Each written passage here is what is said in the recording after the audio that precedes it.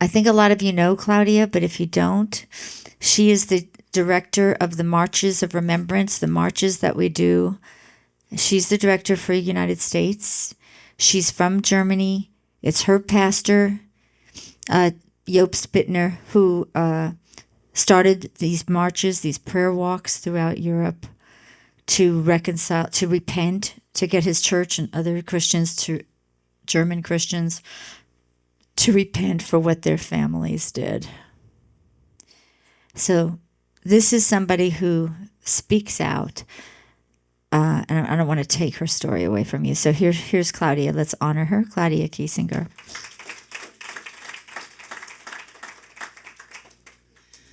Yeah, thank you. Thank you so much for the opportunity to speak to you today. And just by listening to Edith and Morris, and of course, I know Ruth's story. It's just, yeah, a little bit trembling here, but we will get through it.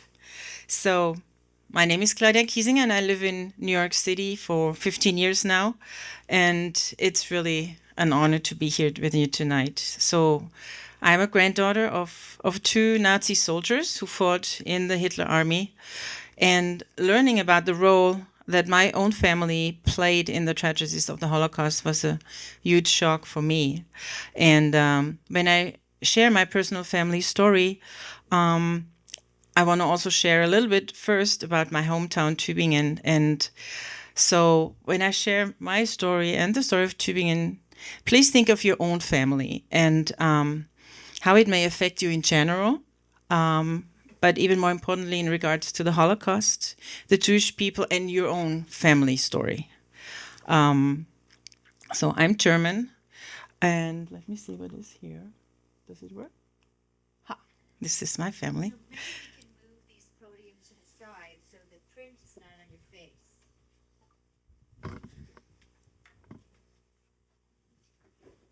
Is this working? Is that better? Great. Thank you. So I'm German, and during the Third Reich, members of my family were Nazis. And so I share a little bit of my background. This is my family. And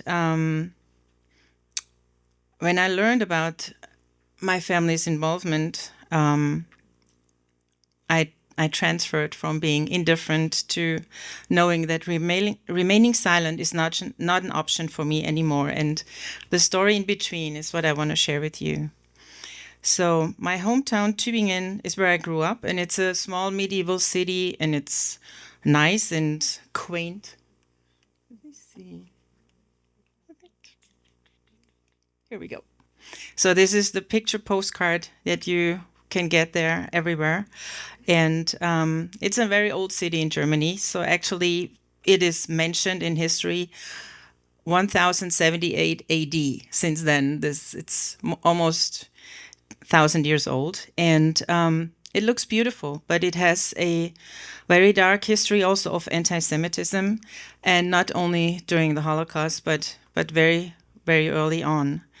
So prior to the establishment of the university in 1477 AD, it's one of the oldest universities you have in Germany, all the Jews were expelled from the city. So the Duke at that time, he was an anti-Semite just coming back from one of the Crusades, and he expelled all the Jews who were living in Tübingen. And what happened was that for 400 years, there was no Jewish life within the city. And during World War II, the university was declared Jew-free in 1933. No faculty member and no students were allowed to work or study at the university. There we go. So 5 of the main Nazi murderers who went to Eastern Europe with the Wehrmacht, the German army, were either born or educated or living in Tübingen. So they were responsible for the death of about 700,000 Jewish people by mass shootings and executions and deportations. One of them was Ernst Weinmann, and he was the mayor of Tübingen, nicknamed the Executioner of the Balkans, and he was responsible for the deportation of the Jewish people from Yugoslavia and the Balkans. Theodor Dannecker was nicknamed the deportation specialist at the site of Adolf Eichmann in France, Italy, and Hungary, and he was born in Tübingen. And Tübingen is a really tiny city. It has by now we have 80,000 people, so it's a very small city. And yet also with this history, March of Life was founded from this city. And it's a real miracle. Here you have some pictures from Tübingen, how it looked like during the Third Reich. And this is Hitler Street, and you see the soldiers walking down the street. This is the market square, and you have swastikas everywhere. And for me, seeing those pictures for the first time, it was really like the amount of flags and swastikas there and how it was present in the city. And this is a small city, and was how Germany looked like. And actually, my grandmother, she worked in a butcher shop, and it was right here in that corner. Okay, and the last picture I want to show you. I first thought, because you have pictures of Jewish people being mocked and walked through the streets with signs like "I married a non-Jew," whatever. This is how they mocked them. But this was carnival, so they mocked the Jewish people dressing up and having this sign, typical Nazi propaganda, and it says "Back to the Jordan, the Holy River." And of course, this picture of this man, how they pictured the Jewish people in the Nazi propaganda. And so from this city, March of Life was founded by Jobst and Charlotte Bittner. We had mentioned them before.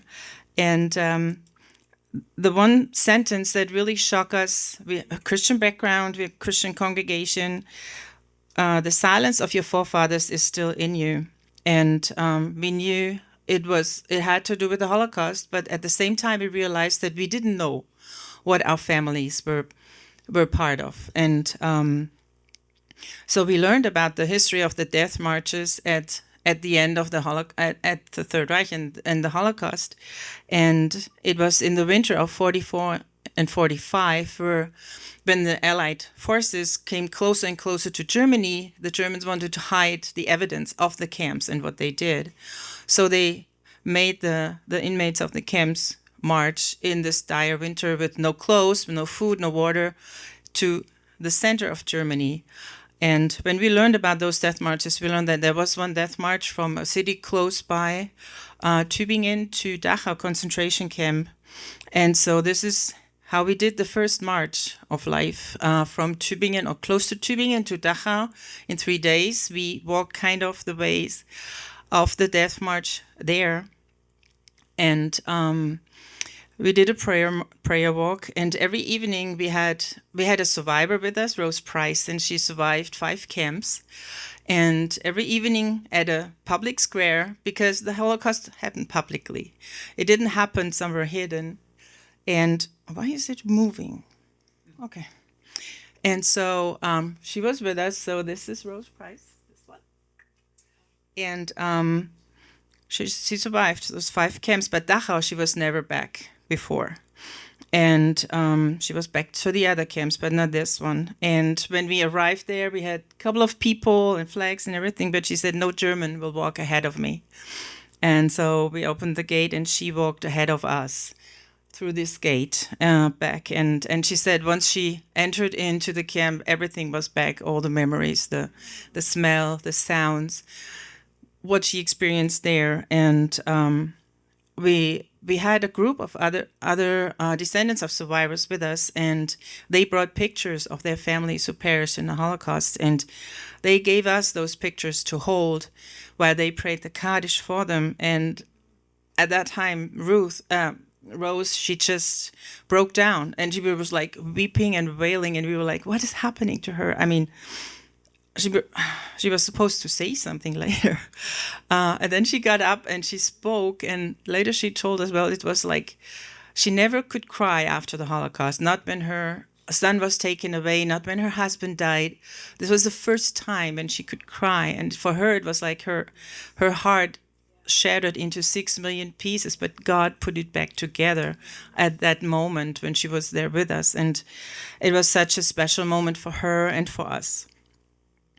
And so the very first march in America was in 2009 in Dallas, and since then we had marches in 8 states, and of course all the ones in Kingwood here, where I also had the privilege to be at the very first one and getting to know Ruth then. So what we do, I mean, you know this, but I just want to mention it, remembering, and by listening to the survivors to share their stories, and their descendants, but then also to reconciling and seeing how where we talk and speak the truth, that is healing and restoring relationships, and then taking a stand, of course, against for Israel and against modern anti-Semitism. So the March of Life is, why is it here? It's worldwide, and by now it's spread into 25 nations, and it's a grassroots movement. Like Rosalie picked it up and started doing it together with her teams, and it spread. And so wherever people are saying, I want to stand up, we have marches happening all over Europe, but also in South America.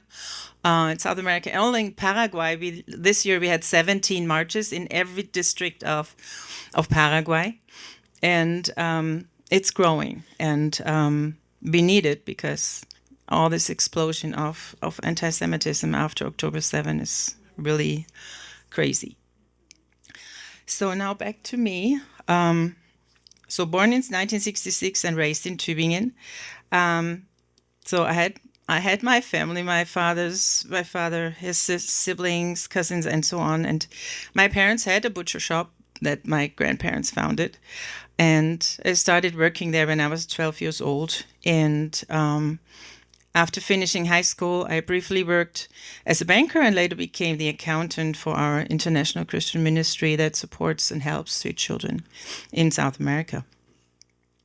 So now my maternal grandfather was Johannes Zug, and he left the Catholic Church in 1933 and basically leaving behind his Christian beliefs and becoming a member of the Nazi party, like changing his beliefs, believing in this one man that was promising so much. He was a soldier in World War II and fought in Italy and Africa. And my grandfather, like many Germans, gave Hitler credit for creating jobs, like by building the Autobahn, which was the first federal highway in Germany. And throughout his life, he downplayed the atrocities of the Holocaust. There were really 6 million who were killed. And he was making bad jokes about Jewish people and simply people he thought they were below him, the typical Nazi ideology. And he regularly, until he died, he had this extremely right-wing newspaper, which was called the National Newspaper, and I still can remember the piles of in the kitchen there. So until he passed away, he was a Nazi.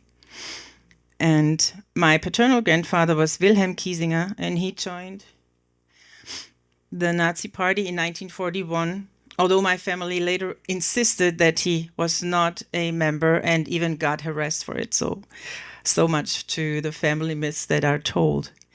And he was a radio operator stationed at the Eastern Front in Russia, Crimea, and Bulgaria. And then you think, okay, maybe he didn't kill anybody. But those radio operators, they were responsible for the communication and witnessed what happened. So he was part of the siege of Leningrad. The German army was besieging that city for almost 3 years, just waiting for the people to die because Hitler wanted to keep the houses and the city because it was the summer residence of the Tsar and, of course, a beautiful city. They could have taken it right away, but Hitler stopped them.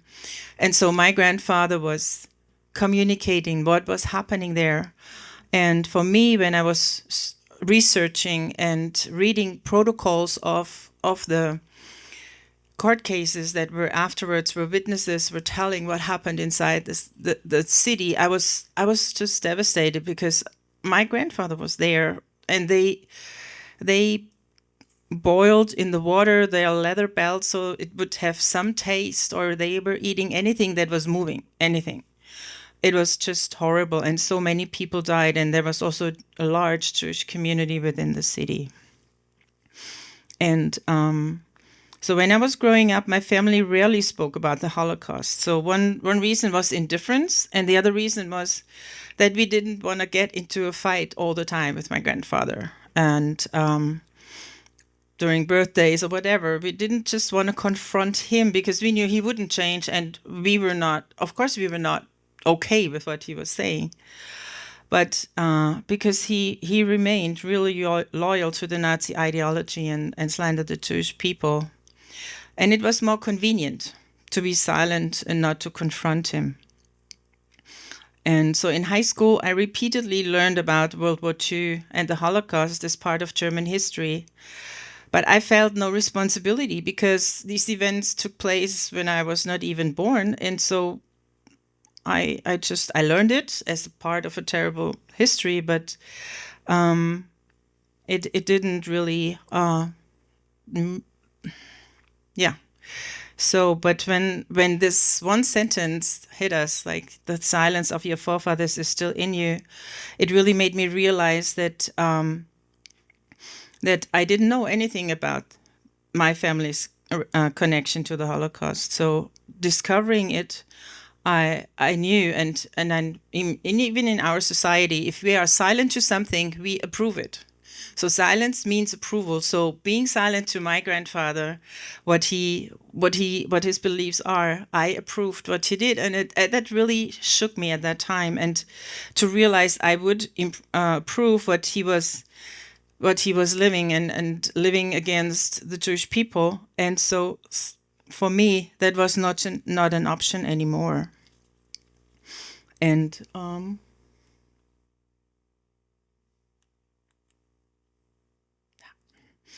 so about 5 years ago, my father's sister gave him this old cigar box. It's actually that cigar box, and it's filled with wartime pictures. And knowing my grandfather passed away in 1970, so my grandmother kept those pictures, and my aunt got it from my grandmother. I mean, after she passed away, and here they are. And she gives it to my father, and we were looking through it, those little black and white pictures, photos, and some were normal war pictures like bombed bridges and POWs, prisoners of war. But then suddenly you had other pictures among them, and they were pictures of, so these are POWs. Just a picture of a tank and a car, and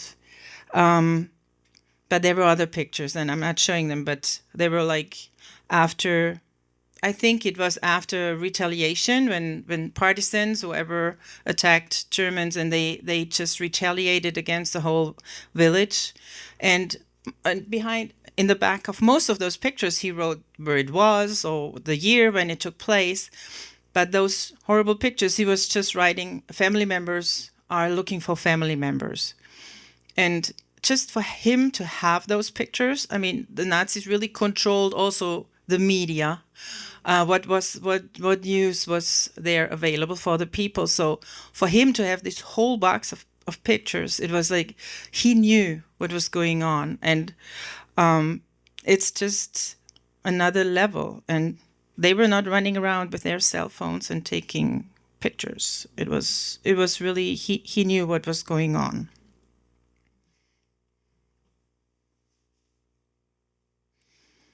So another step for me to realize about myself is who do I want to affiliate myself with? And Claudia Kiesinger is the man in the picture, and he was in the painting, and he was the Chancellor of Germany from 1966 to 69. And the family name resembling, and he retired in Tübingen, so it was always said like we were distantly related. He comes from the area kind of where my family comes from, my father's family. And of course, because of the butcher shop, they would deliver food to him. And so while I was still working in Germany, and when I would answer the phone, I said my name, and people would start like, oh, are you related like the late Chancellor? I mean, the Chancellor is like the President of America. Like, equivalent. And I would say, oh yeah, we're distantly related. So I would like to grab honor from him. And then I learned, when he did the research, who he was during the Third Reich. So he was working in Berlin. He was a lawyer, actually, but he worked in Berlin, and he was the head of the radio. The radio back then is the internet nowadays. So he would send all the Nazi propaganda out into all the world against the Jewish people with everything. And I would want to be affiliated with this man. And he managed to become chancellor. He first became governor of Baden-Württemberg, the area where I'm from, and then he became chancellor. But he was working side by side with Goebbels. And so this is the question that I have to ask me. What do I care, and what do I affiliate myself with? And I have been living in the US now for 15 years, and I also have American family members, because one of my mom's aunts, she came 38 and the other in 52, around 52. But they brought the mindset of the Third Reich with them. I mean, just because they left Germany didn't mean they thought differently, and especially about the Jewish people. And so when I visited one of my great aunts about 10 years ago, I shared about what we do with March of Life, what we found out about our family. And she said, oh, I have this old book. I want to show it to you. And she brought this book, Hitler's Mein Kampf, to America on the boat. And she told me that, I mean, it happened that when you married during the time, you either got a Bible. Some say you could choose between a Bible and Mein Kampf, or you only got Mein Kampf, or things like that. But for her to bring it to America, I mean, was so important for her that she would bring it to America.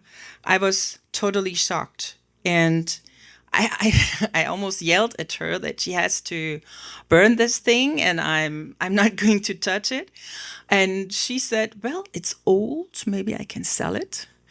So for me, that really showed me it was still in them. Just because they came to America, it was still in them. And by the way, she never became a citizen. She lived 60 years in America on her green card. And so you heard a lot about my family now. And what is important also for me to say is it's not only about them, it's about me and what I do with the knowledge and what I found out. Because I'm not standing here and judging them, saying, oh, they were the bad guys, and I would have been this hero who would have stood up, being an upstander in the 30s. I cannot say that standing here. I would have loved to be that, but back then I don't know what I have done. But I am standing here now, and I know what I can do now, and how I can change the path of my life, and finding those words my grandfathers would have never found and never said. And I cannot turn back time. I mean, hearing Edith's story, Morris' story, all those family members lost, what they went through, I cannot turn back time. And property was stolen and dignity taken, but I can speak up now. I will not be silent. For me, it's not an option anymore.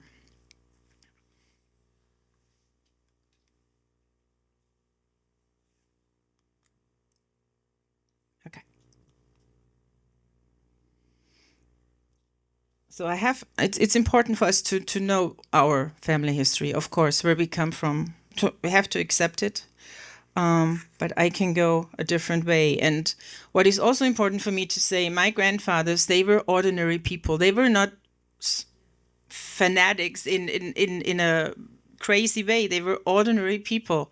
One grandfather's family had a sawmill in a tiny little village, but he left the Catholic Church and became a Nazi Party member. My other grandfather, they founded a butcher shop afterwards. They were normal people, normal Germans, like so many of them. And but we have to see that if we don't stand up, history will repeat itself. And so what can I do now? And for me, it's really having the relationship with Ruth or Edith. It's just a miracle for me, and such a unbelievable. And also, I mean, I mentioned before that one of those mass murderers coming from Tübingen, he was called the slaughterer of the Balkans, who was responsible for the deportation of the Jews from Yugoslavia. And I got to know a Holocaust survivor in New York, Eva Deutsch, and Rosalie got her art, and we will see that happening here too, for and supporting for the garden too. But her father was taken in Yugoslavia because she was from Zagreb, Yugoslavia, and he was killed in Treblinka, and she and her mother and her sister could flee to, because they had Austrian passports, they could flee at least to Italy and were there in a camp.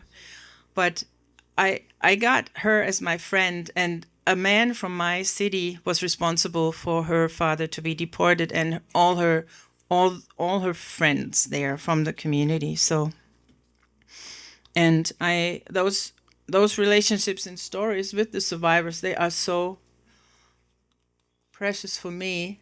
And so Rose Price, as I've shared before, she was the one to walk into Dachau concentration camp first, and she became very close to my mom, and they were cooking chopped liver and applesauce, and when she was visiting in Germany.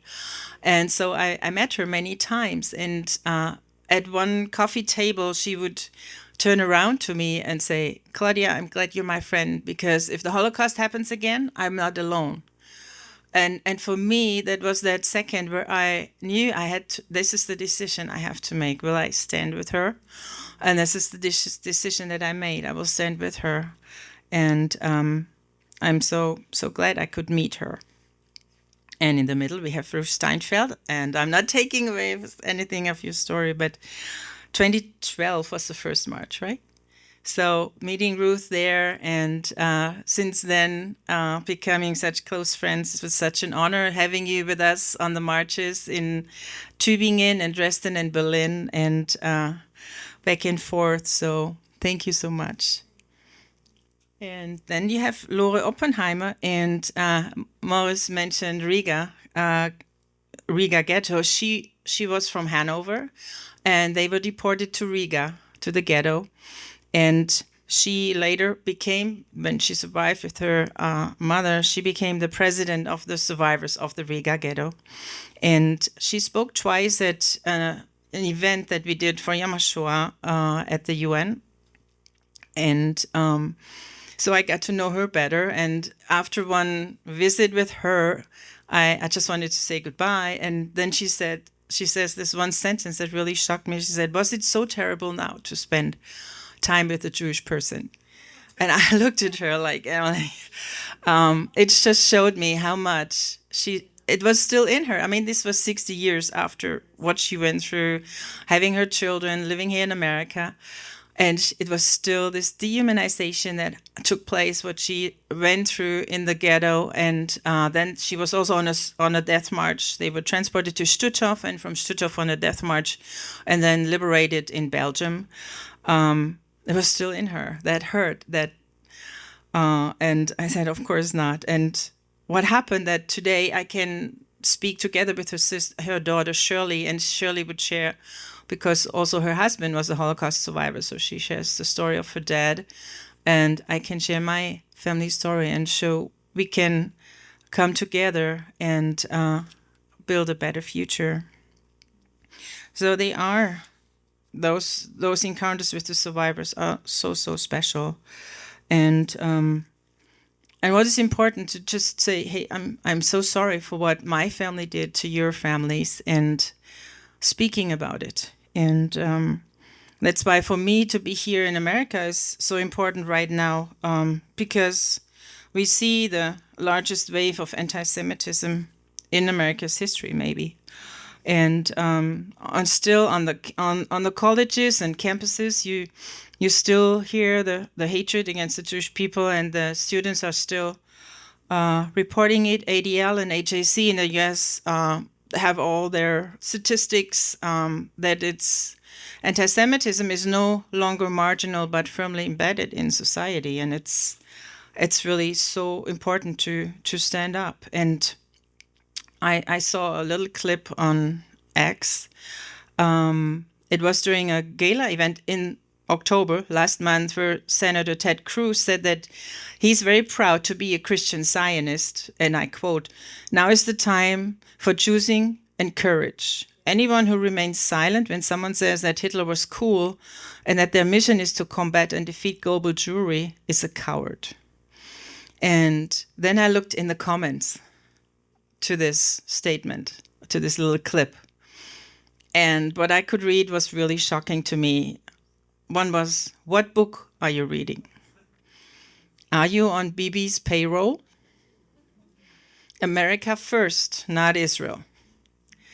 And it is really something that we need to address and get to get to a bottom of anti-Semitism. I don't know, that's such a big sentence. You can not do it, but often it is rooted in the silence towards the Jewish people and how they are treated, and how our own families treated them, or our nation treated the Jewish people. And it is really when I want to quote one sentence from King David in Psalm 32:3. He says, "For when I kept silent, my bones wasted away." So we have to face and break the silence in the face of guilt of our own ancestors, because it can make us sick physically and as a society. And a friend of mine from Tübingen, whose grandfather worked in Auschwitz concentration camp, she had nightmares when she was younger, and she felt like she was suffocating. And she would jump up at night and open the window to get fresh air. And this is how the people in the gas chambers died. And this is inherited guilt that is there if we don't do anything with it. And so we learned that people can humble themselves and move forward when they face the sins of their ancestors and themselves. And I don't want to talk too much about Ruth, but she faced that when she went back to Ladenburg, and we will hear it tomorrow. And if she said, I have to say it, she said she came back a different person from that trip. And it is so important that we do it and that we know it. And some years ago, Job Spitner, actually in Houston, was asked about the theological background of March of Life. But his answer was just broken hearts. And this is what we experience, those who are part of March of Life movement. It's about our hearts that are broken for what our ancestors did. And now I heard people say, well, you're German. Clearly, there's a lot to repent for. But the United States liberated Europe from the Nazis. So what are you talking about here in America?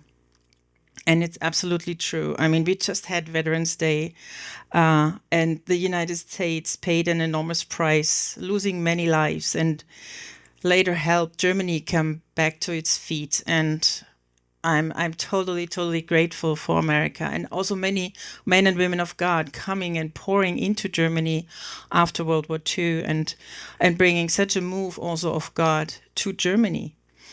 But the question is this argument strong enough to call into question the idea that there is an other side to the story? And there are some examples. I just want to read you some examples and just think about it. So when the St. Louis, a ship filled with refugees from Europe, was not allowed, they had those visas for Cuba, and then Cuba said, well, we don't accept those visas. So they were dangling around there in the ocean and trying to get to the US, so some nation would take them in, and the US wouldn't take them in. And they were, in the end, sent back to Europe, and about 25% of them were then later sent back to their deaths in the camps. Or since the 1920s, Jews and other minorities have not been permitted to live in River Oaks. And that remained the case in 1960. It was the law of that when they built River Oaks Jews and other minorities were not allowed to move there. And that was until 1960. Or a friend's mother who was a real estate agent on Long Island in New York. And she had clients who would tell her explicitly, don't sell my property to Jews. And she was Jewish herself. So ask yourself, also the Christian anti-Semitism, this was not invented by Hitler or Luther. It was so much, much older. And was the congregation, the church you come from, do they still teach replacement theology? And replacement theology says that because the Jews killed Jesus, now they messed up, and now the church are the chosen people by God, which is so not true, because God's covenant still stands. And we have to address it. It's alive and well in America and in many other nations. And I want to share one story with you. I don't know, Maria, do we have the video? Can I show a short video, Jack's testimony? Okay. Do we have it? Okay. This is Jack Flournoy, and he was one of the organizers of a march, of Marches of Life, March of Remembrance in California. And he was saying, so why do I have to look into my family's history? Why is it so important? And he came to the March of Life conference to Germany to talk to Job Spittner and to just understand it. And God explained it to him, what it means. And during an online conference that we did during COVID, he shared his testimony, and it was so powerful. And I want to share you a little bit, show you now a little bit from that video.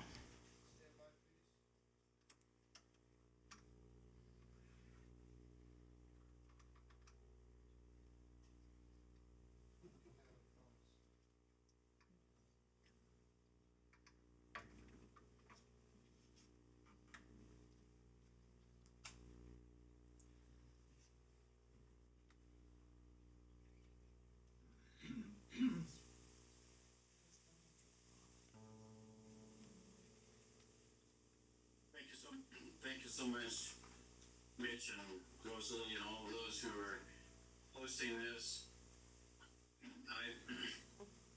I'm here to tell you briefly the story of my family. So my family was expelled from France in the 1690s, and they were Huguenots, Protestants, and they were run out of France. They came to America, to Virginia, then later to the area around Lexington, Kentucky, where they owned a plantation. And as part of the plantation, my family owned slaves. So slaves at that time only had one name. It was their given name. And when the plantations were broken up, they took on the names of the plantation or the plantation owners. And so it's kind of a strange history in that we have a black segment of Flournoy family and we have a white segment of the Flournoy family. So my family has maintained an attitude over the generations of a separation of the races, and up until the present generation. My grandfather, my father's father, was the chief recruiter for the Ku Klux Klan in Los Angeles in the 1920s, when the Ku Klux Klan was growing phenomenally. So my father remembered attending a cross burning in the Baldwin Hills area of Los Angeles. My middle name is Davis, D-A-V-I-S. That is linked to Jefferson Davis, the president of the Confederacy.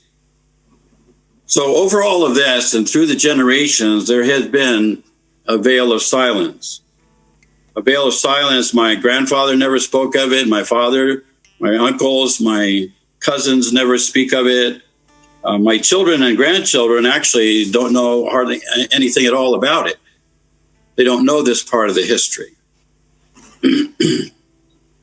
We do have a few heirlooms from the Civil War era, and one of them is a family Bible. And in the family Bible, it has a list of all of the slaves that we owned. There were a total of 25.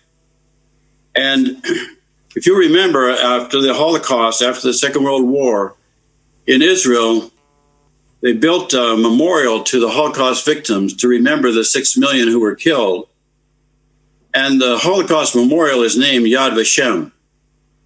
Yad Vashem means a place and a name, because the people who were killed had no place and they had no name. They were simply killed, murdered. At the end of the Civil War, the slaves also did not have a place or a name. And tonight, I want to give them a place and a name. So it's a symbolic gesture of reconciliation. And I'm going to read the names of the slaves that my family owned. And in the Bible, there's only the first name and their birth dates. The births are from 1804 to 1831. But I'm going to add the family name. I realize this is a symbolic gesture, but I really hope that someday we will be able to have the black Flournoys and the white Flournoys in the same room together in a real, genuine reconciliation. It's an idea that I had many years ago when I proposed it to my cousin, that maybe we should organize this. She said to me, "That's okay to do that, but don't do it as long as my father's alive." So there was still really strong feelings about this. And I pray that someday I'll be able to get together with some Flournoys that are the other half of my family. But for now, I'm going to read their names and add Flournoy to each one as a gesture of reconciliation. Elijah Flournoy, Prudence Flournoy, Fielding Flournoy, Martha Flournoy, Delia Flournoy, Sarah Ann Flournoy, Louise Flournoy, Matilda Flournoy, Addison Flournoy, Collins Flournoy, Charles Flournoy, Elizabeth Ann Flournoy, Alphia Flournoy, Flora Flournoy, Matilda Flournoy, Maria Flournoy, George Flournoy, Scott Flournoy, Emily Flournoy, Fanny Flournoy, Amanda Flournoy, Sandy Flournoy, David Flournoy, Ellen Flournoy, and Anne Flournoy. God rest their souls. May someday we able to have a genuine reconciliation between these two factors of our family. Bless you all. Thank you so much. And Jack couldn't go forward and find those black Flournoys because he passed away when COVID. But this is so important, and how God showed it to him, like the Nazis took away the names and the identity of the Jewish people by giving them the tattoos and the numbers, just making them to mere numbers. And so looking into our families, if it is here in America, slavery, the Native Americans, or whatever, it is possible to look into it, and no matter if it was good or a terrible history, but to face it and to be able to face it and to do something with it, to bring it to the light, to speak the truth. When I share my story with survivors, what can I say? I mean, and yet still there is reconciliation and such precious relationships coming forth. And I just can encourage you and challenge you a little bit. Do you know your family's history? And we developed a seminar that it's called Breaking the Veil of Silence. It's the same title than the book that Job Spinner wrote about the history of Tübingen and how we got onto this journey. I have some of them at the table at the back, but it's so important. It changed my life. I did this seminar and it changed my life totally around, from being totally indifferent, not caring, to standing with Israel, being in Israel so many times, having so many precious Jewish friends. And it changed ourselves and gave us also spiritually for God. God showed me this past year. If I say I know God, but I don't care about his people. When he says in the Bible again and again, they are my chosen people. And if I don't care, it's like I don't care if my it's such a big part of his heart, and I don't care. How can I say I know God? Of course, I can never know God, but this is so much of who he is, loving his people. He chose Abraham. He chose his people, and it's his choice. He's God. So, and he grafted us into, as a wild branch, into the tree, and we are part of it. We can be part of it, but it's still the calling on his people. And if I don't care, if I'm indifferent, like I was, I'm missing out on who God is in such big way. So I want to encourage you, think about it, and maybe read the book or look into your own family history, no matter what is there, connected to the nation of America. And there's a great documentary on PBS, The U.S. and the Holocaust, and it focuses on what happened in America during the Holocaust, not in Europe. And that's what we can stand in the gap for, and like our own families, our own nations. And it's very important so that God can bless the nation further. And he's blessing America. America is standing so much with Israel right now, but it should be there.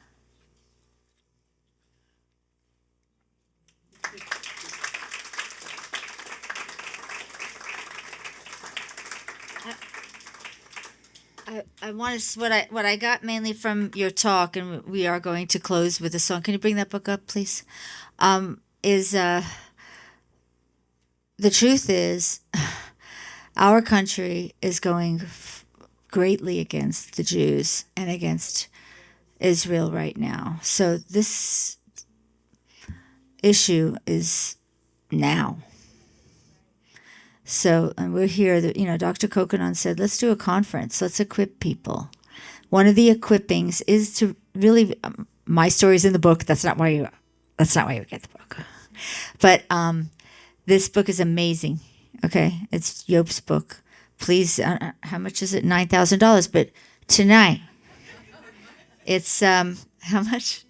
$20. And she could sign it before you leave, or you could get it tomorrow, if it's late. So can we give her one more hand?